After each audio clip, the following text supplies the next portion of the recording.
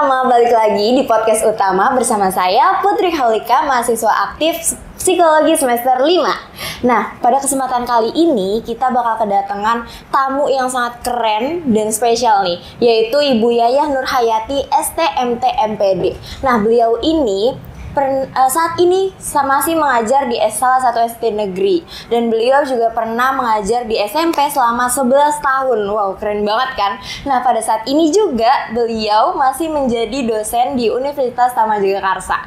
Nah, mungkin untuk lebih lengkapnya bisa kita langsung tanyain aja ya ke Bu Yayah. Halo Bu Yayah. Halo Mbak Putri, alhamdulillah sehat. Gimana nih kesibukannya kali ini Bu? Lagi sibuk apa aja Ibu? Masih ngajar. Kebetulan ngajar di salah satu SD negeri di daerah Tangerang ya, dekat rumah. Sudah berjalan 12 tahun. Oh, lama juga ya Bu? Iya. Lumayan. Di SD itu ngajar apa Ibu? Guru kelas. Oh, guru kelas, berarti megang kelas gitu ya. ya. Sebelumnya ngajar di SMP betul. Tapi di SMP Negeri 1 Pagedangan 11 tahun, kemudian mutasi ke SMP Negeri 3 Cisauk dan hanya dapat 1 semester kurang lebih. Di Januari kemarin berhenti, mengundurkan diri. Oke. Kalau di SMP ada ngajar mata pelajaran matematika.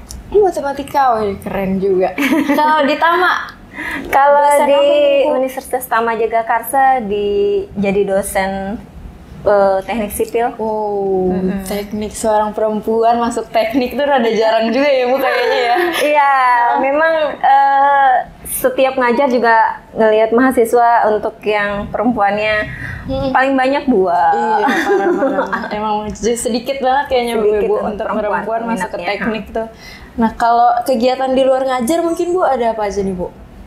Saat ini saya lagi bekerja di Badan Ad Hoc KPU ya, Komisi Pemilihan Umum untuk Pilpres tahun 2024, tingkat kecamatan, namanya sih PPK Kecamatan Cisauk. Oke. Di luar itu, di luar KPU apa ada kegiatan-kegiatan lain kah, atau ada hobi-hobi mungkin Bu? Kegiatan lain, kemarin sih bergabung dengan Asosiasi Tenaga Konstruksi Indonesia ya, ATAKI. Cuman untuk saya pribadi sih masih pasif di situ.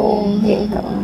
Berarti tapi di KPU-nya Ibu lumayan aktif berarti ya Bu? Oh iya, kebetulan untuk di KPU-nya saya menjabat sebagai ketuanya. Waduh, keren banget jadi ketua KPU. Balik lagi nih, seorang perempuan gitu ya Bu, jadi ketua KPU. Tapi di situ teman-temannya banyak juga yang laki-laki atau perempuan, atau kayak standar atau banyak laki-laki? Untuk di KPU tingkat kecamatan sendiri ya, PPK namanya ya, panitia pemilihan kecamatan itu terdiri dari 5 orang. 5 orang itu kebetulan yang di tim saya perempuannya hanya saya. Jadi 4 orang lagi teman-teman saya laki-laki gitu. Tugas aku kurang paham mungkin ya di KPU itu. Nah, kalau kayak gitu tuh emang tugasnya ngapain aja sih Bu? Selama mau ke pemilihan ini berarti ya Bu? Iya, tugasnya sih kalau untuk di PPK sendiri kita menjalani tahapan pemilu sesuai dengan juknis atau aturan yang sudah ditetapkan oleh KPU pusat ya gitu. Kita juga membawahi yang namanya PPS. PPS itu panitia pemungutan suara tingkat desa. Oh, tingkat desa. Kebetulan kalau saya itu kan berada di Kecamatan Cisauk. Nah, untuk Kecamatan Cisauk sendiri terdiri dari 5 desa 1 kelurahan gitu. Jadi saya membawahi 5 ditambah 1 kelurahan itu berarti 6. 1 PPS itu terdiri dari 1 desa itu terdiri dari 3 PPS, berarti 3 dikali 6 ada 18 PPS gitu. Banyak ya. Kita bermitra, PPK bermitra dengan PPS gitu. Cuman untuk PPS kan tingkat desa ya, saya di kecamatannya. Cisawuk itu di daerah Tangerang berarti? Di Kabupaten Tangerang. Oh, Kabupaten Tangerang. Oke. Terus balik lagi nih Bu, teknik sipil gitu ya kan jarang nih perempuan teknik sipil. Awalnya emang kenapa sih Bu kok bisa masuk ke teknik sipil gitu Bu? Kenapa tuh? Saya suka pengen ketawa kalau inget dulu ya. Saya tuh lulus SMA tahun 2003. Pada saat tahun 2005. Tahun 2005 itu kebetulan saya megang handphone tuh yang masih apa ya, nit-nit ya. Masih jadul ya. Kayak suara tukang es krim gitu. Belum banyak informasi yang saya bisa cari dari handphone gitu. Akhirnya saya sih sebenarnya pengen masuk teknik sipil dulu. Cita-citanya pengen jadi pegawai negeri sipil. Lucu sih sebenarnya. Lucu ya. Saya pikir gini, teknik sipil, oh jadi pegawai negeri sipil nih. Sama-sama gitu. sipil nih. Nah ceritanya, dan kebetulan memang saya tidak terlalu suka dengan matematik. Kebetulan ya tidak.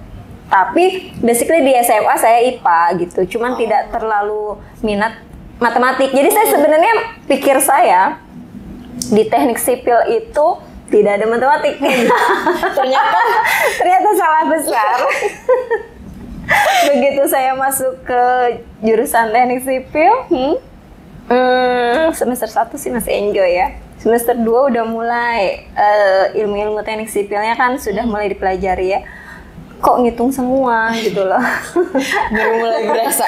Iya. Malah hitungan semua. Iya gitu kan. Udah mulai lemes. Aduh, kayaknya salah masuk jurusan gitu ya. Sempat merasa di proses itu juga ya Bu.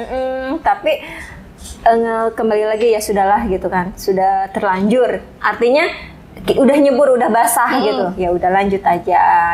Dan alhamdulillahnya sih selesai gitu. Selesai. Kemudian kenapa sih kok jadi guru gitu. Nah, jadi tadinya begitu lulus sempat magang di salah satu perusahaan swasta ya, kontraktor gitu, tapi kembali lagi ke orang tua kurang mengizinkan karena mungkin saya seorang perempuan gitu kan. Kalau perempuan itu kan nantinya menikah dan punya keluarga gitu, mengurus keluarga. Jadi nanti kata orang tua saya, gimana nanti kalau misalnya udah punya keluarga gitu kan, terus kerja di perusahaan yang menuntut kamu untuk ikut di mana mereka punya proyek gitu kan. Misalkan mereka sedang punya proyek di luar kota, kamu nanti ikut. Bagaimana dengan anak dan keluarga kamu gitu. Akhirnya udah jadi guru aja. Itu sih sebenarnya. Jadi ada pertimbangan-pertimbangan dari keluarga juga ya Bu, yang akhirnya mempengaruhi pilihan Ibu untuk selanjutnya gitu. Oke, nah aku dengar kayaknya Ibu lagi ambil S3 juga atau? Iya. Jadi apa ya? Dari pas sejak jadi guru itu ya, kembali ke tadi ya. Jadi guru matematik 11 tahun di SMP. Sempet kuliah sih di tahun 2012, lulus 2014, kuliah S2 ambil jurusan matematik supaya saya ngajar matematikanya tuh enak aja gitu. Ada ijazah matematiknya. Akhirnya saya ngambil jurusan S2 matematik. Lalu ada keinginan 2016 ada keinginan jadi dosen. Setelah itu saya nyoba buat ngelamar ke salah satu kampus di daerah Tangerang dengan ijazah yang saya miliki ST, MPD gitu. Tapi ternyata nggak bisa. Kata dekannya, maaf Ibu nggak bisa karena Ibu ijazahnya tidak linier karena kan ST. Yang satunya ST, terus yang keduanya MPD. Nah saya juga baru tahu ternyata harus linier. Iya.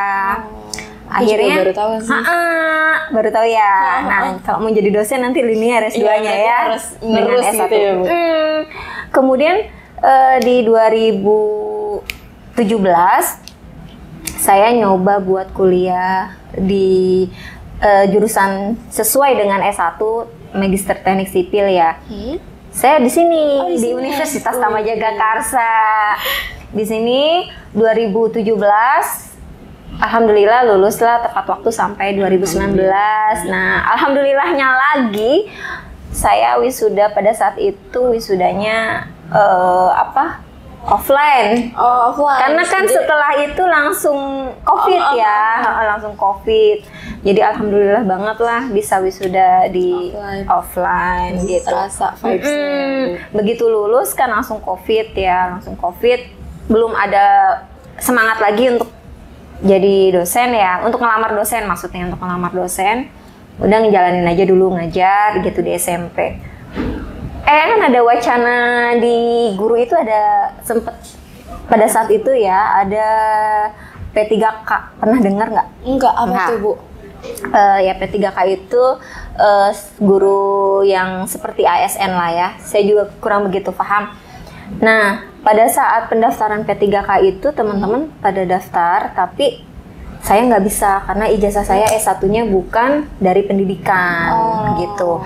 Terus akhirnya saya nggak daftar dan di SMP saya ada kuota untuk itu. Jadi dari sekolah lain ada guru yang daftar ke sekolah saya.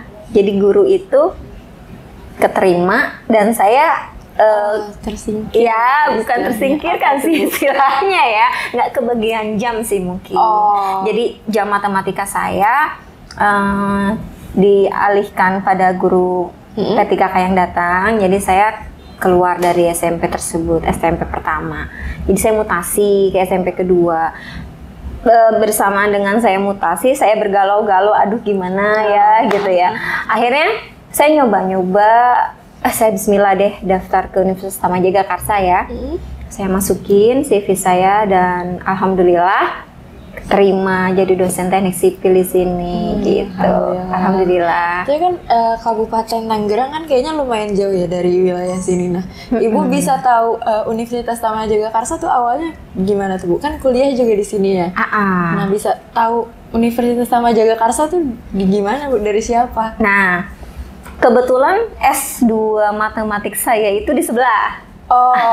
Jadi dekat-dekat ya. Kebetulan di sebelah S2 matematik saya. Jadi saya tuh selama 2 tahun lewat dong, ngelewatin gitu. Suka lihat tuh di tol, ini kampus apa ya gitu kan.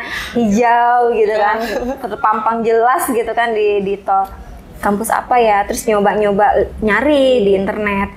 Ada jurusan apa aja gitu kan. Ternyata ada magister teknik sipil. Ya udah daftar ke sini gitu. Karena sering ngeliat gitu ya Bu, jadinya akhirnya coba-coba cari informasinya.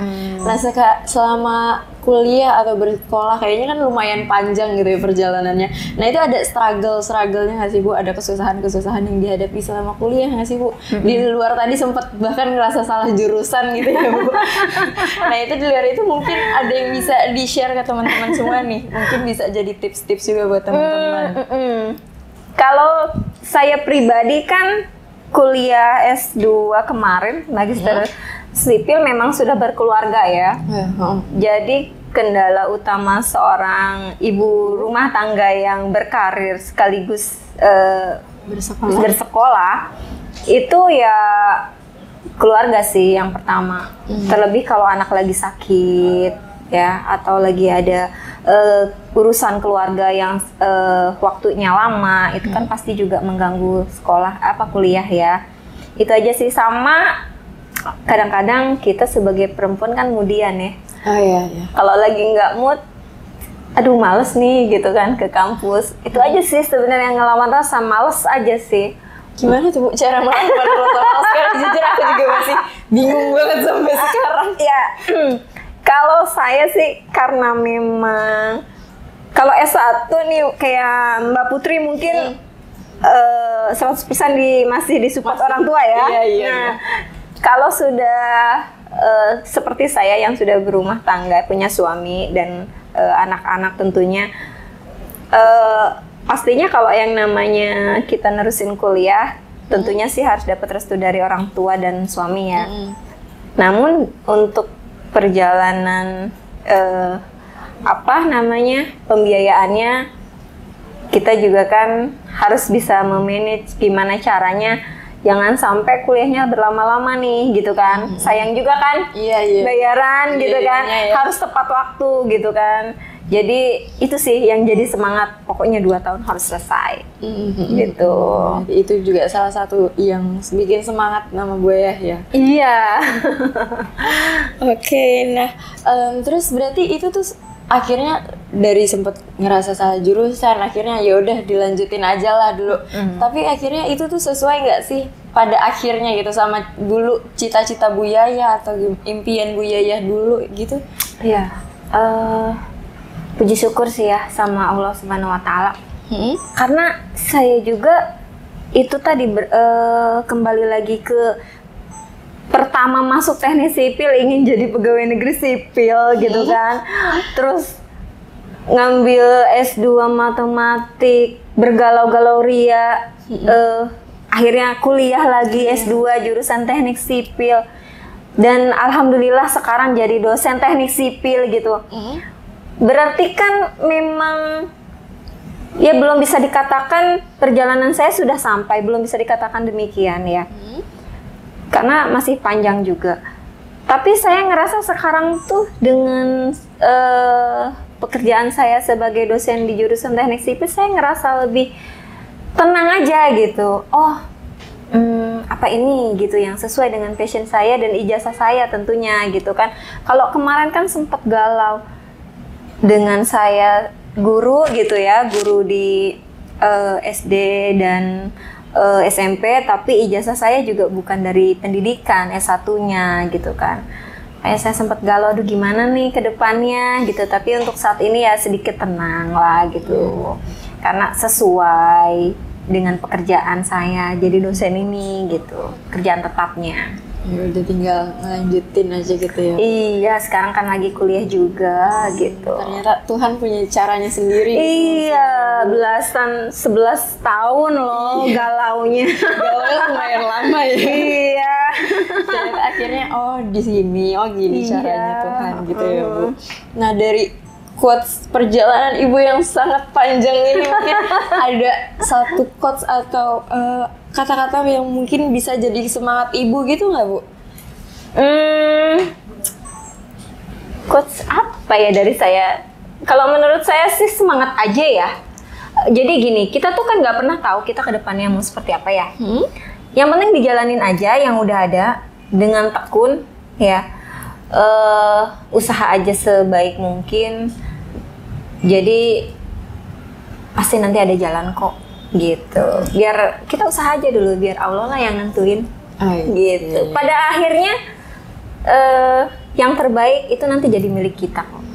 Gitu. Jadi kalau emang itu milik kita bakal balik lagi ke kita gitu ya Bu. Gitu. Oke, makasih Bu Yaya atas waktunya. Sama-sama Putri. Oke, ini segini aja dulu pembahasan kita hari ini, gimana? Seru kan? Jadi tungguin podcast selanjutnya ya. Sampai jumpa.